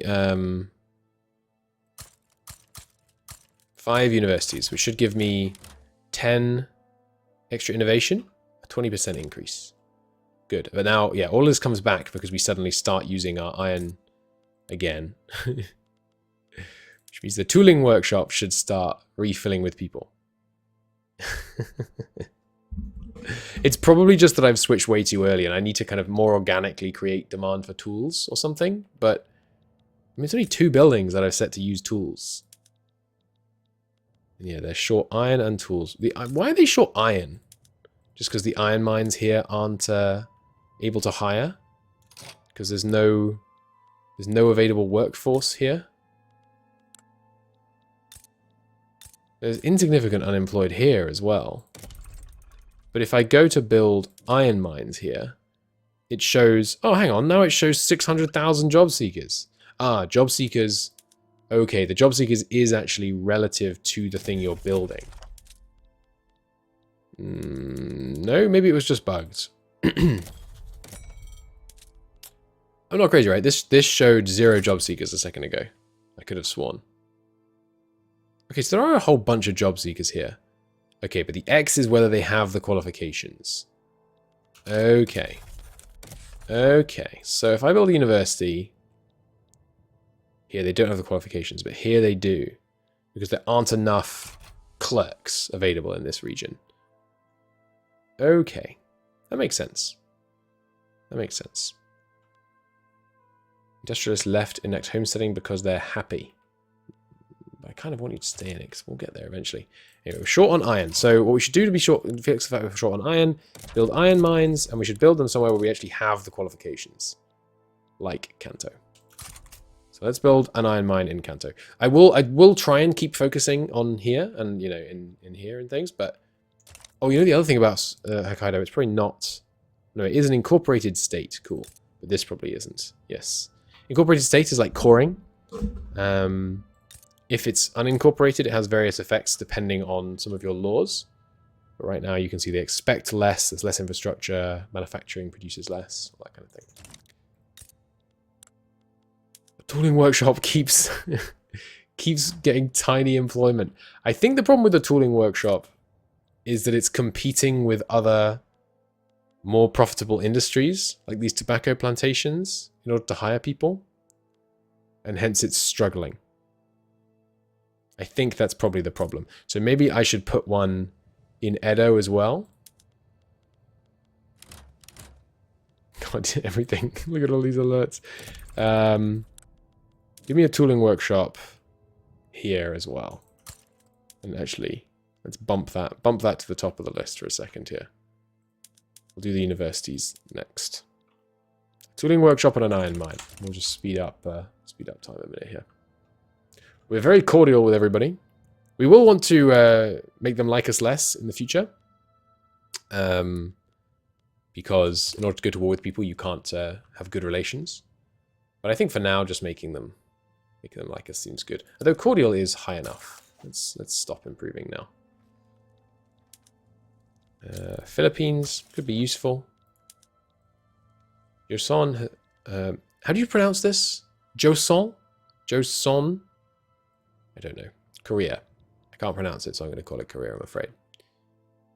Yeah, we're still super legitimate, so we're gaining loyalists, which is giving a whole bunch of approval on our interest groups, which is nice. If we get enough loyalists in the shogunate, then we'll actually be able to pass homesteading. Radicalizes more than -10, I think. The Paris Convention, has founded. Power blocks, by the way, we haven't played with much yet. But they're pretty cool. Look at them radiating power across the world. We will play with them later. Okay. So yes, we're working on the iron here. And the iron won't do anything, obviously, but we have the tool yet, because the tools aren't properly being used. But look at that. Now it's hiring. Now we have the tools. All right, slow it down. Now we got the tools. Okay, so the tools aren't ridiculously overpriced anymore. Jeez, this thing should be able to keep on hiring. Yeah, look at that. Glorious. Okay, and the iron mine's hiring as well? No? Why not? Because it's being outcompeted by the tooling workshop, I guess. But as the tooling workshop grows, the iron becomes more viable. Currency standards unlocked. Per capita taxation. We would like to do that, but we definitely can't do that right now. The paddle steamer. More navy power. Cool. We don't have a navy, so not hugely relevant for us right now. No, the tooling workshop is dying again. Why? Why is your weekly balance so bad?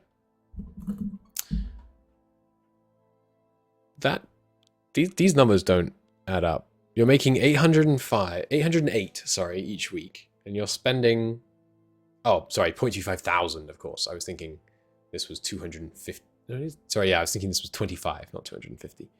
Okay, so we need to use more tools, right? But then, then we'll have an iron shortage. But the iron place is still hiring. Okay, so construction, this one here is going to switch over. This is gonna cause a real iron shortage. Yeah. Now that's what I'm talking about. That's an iron shortage. But that's also a serious demand for tools. Plantation throughput, cool. That's a serious demand for tools, which should really help these guys make money. There we go. Plus 500 weekly balance. And these guys should also make stacks. They're not able to buy enough tools, though. How are you not able to buy enough? Oh, yeah, of course, because they're not employed.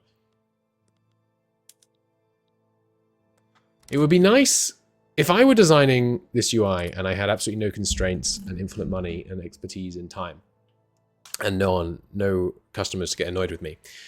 I would have it as a flowchart, so I could actually see like iron mines and tooling workshops and a line between them of how it's fitting together, and then the relative prices and who's employing who and what the wages they're offering. That would be really cool. Establish university completed. Higher learning. Society should be ruled by the philosopher kings. 25% throughput for 5 years and more political strength for academics. 2.5 free tech progress. Or 2.5 free tech progress. I think the academic... The building throughput is going to pay for these things. Like just by producing more innovations. So I'm going to go with that. How are you still having a shortage of tools? Let's put more people in the tooling workshop. You've got a 3.4 average wage. Okay, that's why you're struggling.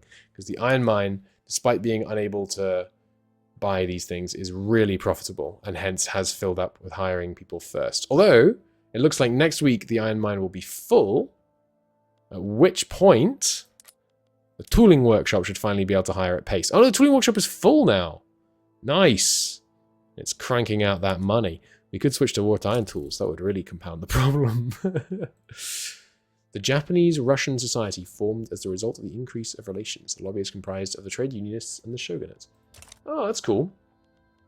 So these guys want us to like Russia. And if we do, it'll increase their appeasement, which increases their happiness. Perfect. Request an embassy. Interesting. If we could get an embassy with them, that would make them happy. Okay, so we're putting up all our universities. Now the iron price, these are full. This is not filling up because there aren't enough qualifications here. I think that's the problem. Okay, so for qualifications then, I guess I'll put a university here to try and help deal with the qualifications issue. And meanwhile, places that do have enough qualifications will get iron mines, which is basically only here in Kanto.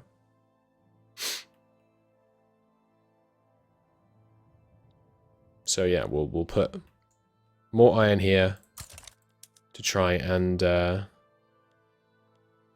I have the same thought twice? Oh, one of these is in Kansai. Okay. And why put them all in one place otherwise? Because many buildings have throughput bonuses based on economy of scale. So because we have 3 buildings here, we get a 3% throughput bonus. And throughput increases material inputs and outputs, but not employment inputs and outputs. This is just disaster. I mean, it's not really a big problem, though. I'm pouring money into these tooling workshops, but that's not, you know, it's going into the economy. Sorry, into the, you know, well, into the tooling workshops and the iron mines. University takes so long to build. Let's build the iron mines. Build the iron mines first. Okay. Cool, cool, cool. We do have some authority available.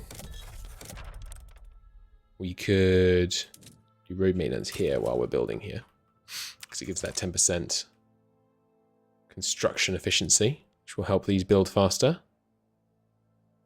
0.5. What? Oh, this is in Kansai. Right, sorry.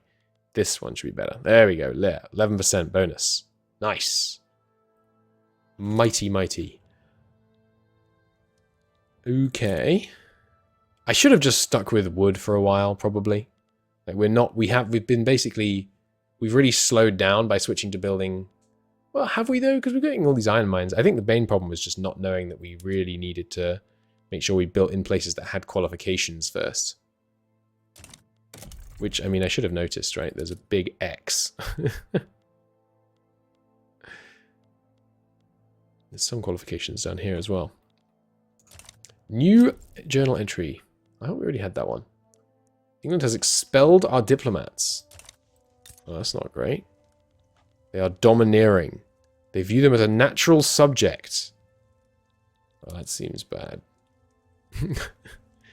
Can we join your power block? We'd have to have more leverage over us. Who does have leverage over us, by the way? How do I... largest trends. Right now, Russia is trending towards having an 18% leverage over us. Okay, interesting.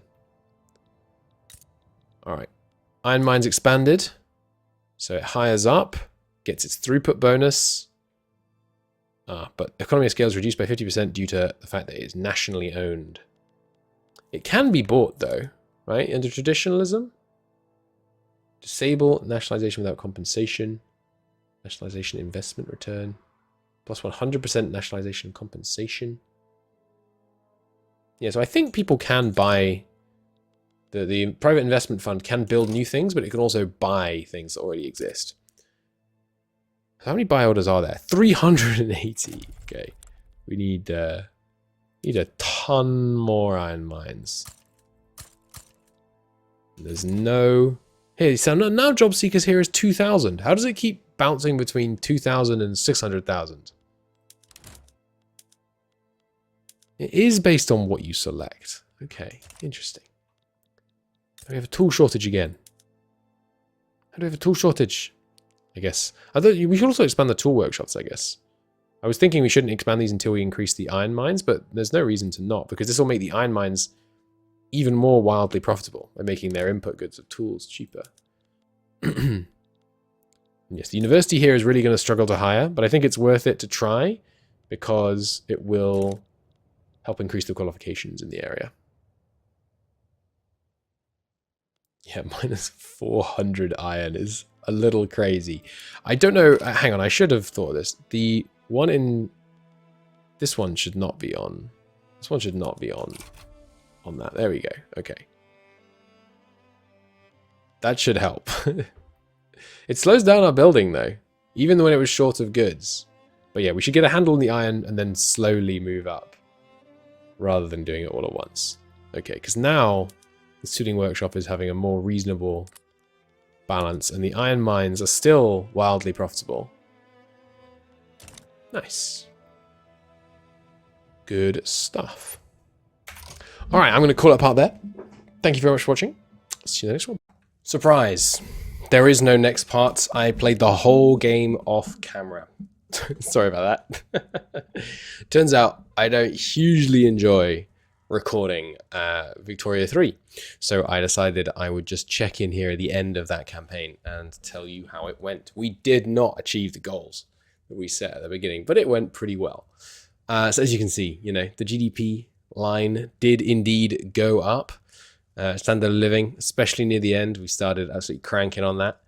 Population, you can tell when I conquered Korea and then the other little bit of Korea and then a big bit of China. We'll go into Observer and take a look more at the end. We still have a lot of peasants, but I assure you, they are all just because we recently conquered a big bit of China and we're in the process of de-peasanting it.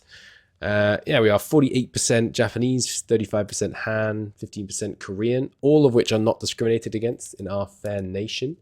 We managed to cause a whole bunch of Han and Korean migration to Japan before we went and conquered. Han and, you know, bit of Han lands, bit of Korean lands, all that good stuff. And yeah, we do have this guy in charge. I'll explain that in a minute. But let's continue playing and load back in here. So Japan, you can't just keep playing, huh? That's cool. We do have a bit of a electricity shortage. Don't worry about it. It's being fixed, I assure you. We didn't crank any numbers to what I would call kind of completely insane degrees, but it certainly got going. The main mistake I made early on was I didn't realize that when you are on interventionism, your buildings are only sold to people if you click this button. So So we didn't sell any buildings, like when the state built buildings, we didn't sell any of those to capitalists until I think it was like 1885 or something, which is part of why our GDP graph looks real flat for a long time. I think it was about here that I realized. And I only realized as we were passing laissez-faire. It took me ages to be able to go from interventionism to laissez-faire. Really, really long time. But yes, good tip for those of you that haven't played Victoria in a while. Your investment pool can buy your buildings, and I knew that, but only if you're on certain laws or if you click this button. But yeah, we are now pretty much, we're almost at kind of utopian law levels. I failed to pass multiculturalism. We tried a few times. There were revolutions. There were back and forths. During one time I was passing it, we had the option to let a dude who was this guy here, who is now our chairman. He was a, what's it called? Activist? Agitator. And so we were allowed to put him in charge of the trade unions. Ironically, putting him in charge of the trade unions is actually what made us fail to pass multiculturalism, because he's a vanguardist, and vanguardists don't actually endorse it. Which meant that when he was leading this big movement for multiculturalism, and then as soon as I put him in power, he just stopped. And then the chance to pass multiculturalism dropped. And then there was a revolution, and it was all a little bit of some scenes. Fortunately, though, we've come out of it just fine. Even without multiculturalism passed, we did get, council republic and cooperative ownership and graduated taxation, collectivized agriculture and public schools and health insurance and women's suffrage. We never needed any poor laws, really. Like our standard of living was terrible for a long time in the beginning, which I now realize a big part of that is because I had government-owned stuff. And when you're on interventionism, excuse me, with government-owned stuff, yes, you get 25% government dividends efficiency. But basically, when something is government-owned, I don't think I can really show it very effectively here because we have no upper class anymore. Literally, I'm not exaggerating. There is no one in the upper strata in the whole country. But somehow the landowners are still getting some votes in elections, but I'm not sure how. There's apparently 100,000, almost 1 million of them out there, but I don't know. I don't know who is still considering themselves a landowner. I guess some of the middle class guys are getting uppity. But what was I saying? Yes, so because I wasn't selling anything to the landowners and we were owning things directly, what it meant was that my budget was pretty okay. It would have been better in the long term if I hadn't done that, but my budget was pretty okay. But the profits that were being made by the building, like say it was a plantation, for example, here, at the moment, it all goes to workforce dividends, taxes, reinvestment. Previously, a big chunk of it was going to government dividends. And when money goes to government dividends, a whole bunch of it just gets chucked in the ocean, basically, to model like the inefficiencies of central ownership. And so we wasted vast quantities of money that could instead have been recirculating in the economy and reinvesting and bringing up standard of living and stuff like that. So especially up in the north, in Hokkaido and Sakhalin, we had a lot of problems with standard of living. I did manage to get the population of Hokkaido up to 3 million. Didn't it start at like 50,000? That was pretty good. We had a big Korean influx at one point and then a big Han influx that really helped kickstart stuff up here, which is good because this place, as I pointed out in the episode, we got some gold mines, we've got iron, lead, coal, and sulfur, which is awesome combination. Let us do lots of fun stuff there, making some steel. We've got problems. I haven't been paying as much attention as I could have for the last couple of years to working out, where to best put things. And then we had 4 wars against the Qing. The first one we lost because I didn't have any land on the mainland and I was pushing in from here. And I pushed into about here, maybe, with a war goal to take a whole chunk of Korea. And then Russia capitulated because China had been pushing them back in here. Then the second war I managed to grab these bits of Korea, which was nice. And then the third war, I pushed way into Manchuria and then ran out of manpower and they pushed me all the way back. And in the fourth war, we obliterated them. We roared through Manchuria and took Beijing and all that good stuff. And then I released Manchuria, which is in the Greater Prosperity Sphere, which is good because we are getting loads of goods out of Manchuria. Because if we take a look at the Manchurian market, you will see that they're making all this coal and iron, and not a crazy amount. Eventually we were going to be integrating them, but yeah, I built. As you can see, I own all these. There's a lot of buildings over here in Manchuria that I will own. Not those ones though. I think I own all their railways. No, they've nationalized the railways. Shame. But yeah, I built hundreds of buildings in Manchuria, but they aren't staffing them because there aren't enough qualifications, I think, is the problem. But yeah, in building in your subjects, it works and it is good and interesting, but it's much easier to build in your own land because you can control things like qualifications much, much better. And yeah, we grabbed these provinces mostly because they have these huge coal mines. Look at that, 116 coal mines fully employed, making 5.5 mil in just selling coal. That's as you can see, like you see these arrows? That coal is being sent all over the shop.